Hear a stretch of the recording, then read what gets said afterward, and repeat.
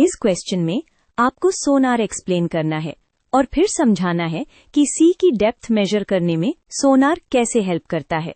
हम आइडिया को step by step build करेंगे ताकि मेथड बिल्कुल क्लियर हो जाए। Let's use a simple diagram to make the relationship easier to see. Sonar का फुल फॉर्म होता है sound navigation and ranging. Basic idea ये है, हम वाटर में साउंड वेव्स भेजते हैं और जब वो किसी सरफेस से टकरा के वापस आती है तो उस एको को डिटेक्ट करके डिस्टेंस निकालते हैं। डिस्टेंस निकलने के लिए टाइम का यूज होता है, इसलिए ये मेथड काफी रिलायबल होता है और एक्यूरेट भी। अब सी डेप्थ के केस में इमेजिन करो, शिप के नीचे एक ट्रांसमीटर और रिसीवर होता है। शिप एक शॉर्ट साउंड पल्स सीधा नीचे सीबेड की तरफ भेजता है। सीबेड से टकराकर पल्स रिफ्लेक्ट होता है और वही रिफ्लेक्टेड पल्स एको बन के रिसीवर तक वापस आ जाता है। यहाँ गोल है सीबेड तक का डिस्टेंस यानी डेप्थ फाइंड करना।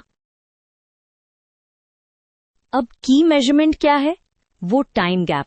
हम नोट करते हैं कि पल्स भेजने के बाद इको वापस आने में टोटल कितना टाइम लगा। टाइम मेजर करना इजी होता है और इसी से डिस्टेंस निकलने का डोर ओपन हो जाता है। यही टोटल ट्रैवल टाइम है जो डिस्टेंस निकलने में यूज होगा। वाटर में साउंड की स्पीड को हम vs मान लेते हैं। अब फिजिक्स का सिंपल कनेक्शन है, distance equal speed times time. लेकिन ध्यान रहे, ये टाइम डाउन जाने और वापस आने दोनों का कंबाइंड टाइम है, इसलिए total distance vs times t होगी और डेप्थ उसका हाफ इसलिए क्योंकि वेव डाउन भी जाती है और बैक भी आती है। ये डिवाइड बाय 2 वाली बात स्टूडेंट्स ऑफन मिस कर देते हैं। एको मेथड में जो टाइम मिलता है वो राउंड ट्रिप का होता है।